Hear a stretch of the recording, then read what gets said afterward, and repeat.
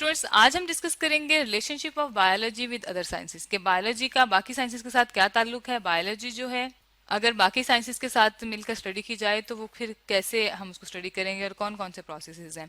हमारे पास जो basic sciences में हमारे पास केमिस्ट्री आ जाती है, लेकिन अगर हम लिविंग थिंग्स में बायोमॉलिक्यूल्स को स्टडी करेंगे तो उसको हम क्या कहेंगे, बायो केमिस्ट्री कहेंगे। ठीक है, उसको हम क्या कहेंगे, बायोकेमिस्ट्री कह सकते हैं। ठीक है, ये हमारे पास बायोकेमिस्ट्री आ गई। ठीक है, अगर हम जो केमिस्ट्री के प्रोसेस हैं, केमिस्ट्री में स्टडी कर रहे हैं, लिविंग थिंग्स में स्टडी कर रहे हैं केमिस्ट्री के प्रोसेस, तो बायोकेमिस्ट्री होगी। इसी तरह अगर हम फिजिक्स के लॉज और रूल्स को स्टडी कर रहे हैं लिविंग थिंग्स में या उससे कंपेयर कर रहे हैं तो उसको हम बायोफिजिक्स कहेंगे। इस तरह हमारे पास जो है रिलेशनशिप बनता है बाकी साइंसेस के साथ बायोलॉजी का। ठीक है, इसके साथ हम इसको बायोमैथमेटिक्स भी कह सकते हैं। मैथमेटिक्स के जो हम रूल्स अप्लाई करेंगे या फार्मूलाज इस्तेमाल करेंगे मैथमेटिक्स के बायो के डाटा के ऊपर, तो हम उसको बायो मैथमेटिक्स कहेंगे। ठीक है, इसी तरह बायोजियोग्राफी और बहुत सी फील्ड्स आ जाएंगी। तो सबसे पहले हम देख लेते हैं बायोफिजिक्स को। ठीक है, बायोफिजिक्स हमारे पास आ जाएगी, ये हमने बायोफिजिक्स लिख लिया है। ठीक है, बायोफिजिक्स का मतलब है कि फिजिक्स के लॉज जो हैं वो लिविंग थिंग्स में कैसे स्टडी होते हैं। ठीक है, तो हम इसमें कह सकते हैं कि हमारे पास स्टडी हो रहे हैं बायोलॉजिकल फिनोमेना। बायोफिजिक्स में हमारे पास जो है क्या हो रहे हैं, लिविंग थिंग्स में बायोलॉजिकल फिनोमिनाज में फिजिक्स के रूल्स अप्लाई होते हैं। तो हम यहाँ लिख सकते हैं बायोलॉजिकल फिनोमिनाज। ठीक है, बायोलॉजिकल फिनोमिनाज। अब देखना यह है कि वो कौन कौन से बायोलॉजिकल फिनोमिनाज हैं जिसके अंदर हमारे पास क्या आ रहा है, हमारे पास ये सारे प्रोसेसेस आ रहे हैं। ठीक हो गया, इसकी एग्जांपल जो है हम लिम्स से ले सकते हैं। लिम्स में हमारे पास आर्म और लेग्स आ जाते हैं। तो सबसे पहले हम देखते हैं कि लिम आर्म कैसे मूव करता है।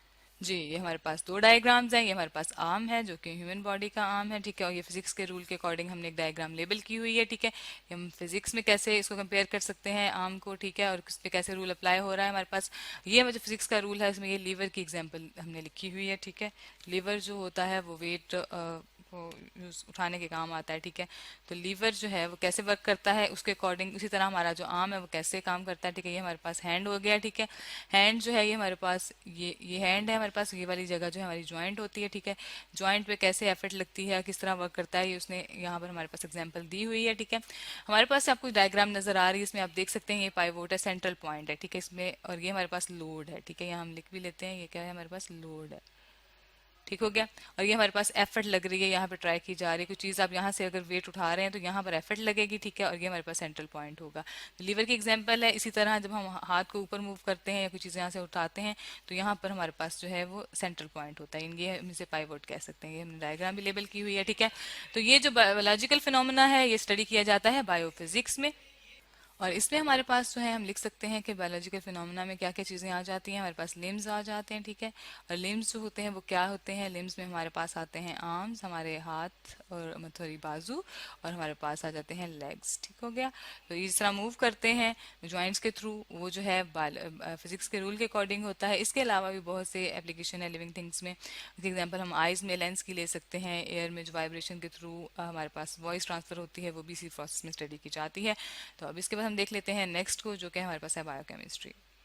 बस बायोकेमिस्ट्री आ गई। ठीक है, केमिस्ट्री के जितने भी प्रोसेसेस हैं, मीन केमिस्ट्री क्या होती है, कंपाउंड्स को कैसे स्टडी किया जाता है। कंपाउंड्स जो हैं वो मॉलिक्यूल से मिलकर बनते हैं और मॉलिक्यूल्स जो हैं वो हमारे पास एटम्स से मिलकर बनते हैं। ठीक है, कंपाउंड्स में हमारे पास जितने भी मॉलिक्यूल्स आ जाते हैं उनको हम, जो कि लिविंग थिंग्स में पाए जाते हैं, उनको हम बायो मॉलिक्यूल्स कहते हैं। ठीक है, बायो मॉलिक्यूल्स। ठीक है, अब इनकी स्टडी हम करेंगे ये केमिस्ट्री से किस तरह रिलेटेड है। वैसे तो कंपाउंड्स वैसे डील करते हैं किसके साथ, केमिस्ट्री के साथ। ठीक है, लेकिन जब वो जिंदा चीजों में हमने स्टडी करेंगे इन कंपाउंड्स को तो हम उन्हें बायोमॉलिक्यूल्स कहते हैं। ठीक है, हमारे पास बायोमॉलिक्यूल्स कहाँ मौजूद होते हैं, लिविंग ऑर्गेनिज्म में, तमाम जानदारों में। ठीक है, जो सांस लेते हैं। ठीक है, और उसी के हवाले से हम एग्जांपल्स जो है यहाँ कोड करेंगे कि किस तरह जो है हमारे पास बेसिक कंपाउंड जो है वो मिलके बड़े कंपाउंड बनाते हैं। ठीक है, तो ये लिविंग ऑर्गेनिज्म में आ जाएगी। इसकी एक हम एक डायग्राम ले आते हैं जो कि हमने ऑलरेडी लेबल की हुई है। ठीक है, ये देखें, ये हमारे पास डायग्राम आ गई है। ठीक है, बहुत इंपॉर्टेंट प्रोसेसेस होते हैं हमारे पास बायोलॉजी में, रेस्पिरेशन और फोटोसिंथेसिस का। ठीक है, अब हमारे पास जो रेस्पिरेशन होता है उसको हम सांस लेने का अमल कहते हैं। ठीक है, रेस्पिरेशन जो है वो सांस लेने का अमल है। ठीक है, हम लिख भी लेते हैं रेस्पिरेशन। ठीक है, अब रेस्पिरेशन में आप देख सकते हैं क्या हो रहा है, हमारे पास जो ग्लूकोज है, ये एरो इसकी तरफ जा रहा है, ये रेस्पिरेशन को शो कर रहा है कि जो ग्लूकोज है वो ऑक्सीजन से मिलकर कार्बन डाइऑक्साइड बनाती है और साथ में वाटर मॉलिक्यूल्स बनते हैं और एनर्जी रिलीज होती है। ठीक है, जो हमारी बॉडी का टेम्परेचर है वो रेस्पिरेशन ही मेंटेन करता है। ठीक है, अब ये जो ग्लूकोज है, ठीक है, जिसको हमने C6H12 लिखा हुआ है, ये ग्लूकोज होता है। ये क्या है? केमिकल कंपाउंड है, ठीक है, कार्बन, हाइड्रोजन और ऑक्सीजन से मिलके बना है। ऑक्सीजन जो है ये भी एक हमारे पास जो है केमिस्ट्री का कंपाउंड, केमिस्ट्री की में यूज होने वाली गैस है, ठीक है, जिसको हमने स्टडी किया गया है, ठीक है। इसके साथ हमारे पास कार्बन डाइऑक्साइड है, ये भी केमिकल है, ठीक है, हमारे पास एक मॉलिक्यूल है, वाटर मॉलिक्यूल है, ठीक है। तो ये सारी चीजें जो है हमारे पास केमिस्ट्री में आती हैं, इस वजह से हम जो है इसको बायोकेमिस्ट्री कहते हैं। ये देखें वाटर मॉलिक्यूल है, ठीक है, और ये हमारे पास क्या कार्बन डाइऑक्साइड है, ये गैस होती है हमारे पास, ठीक है, जो कि एनिमल्स जो है वो रिलीज करते हैं, ठीक है।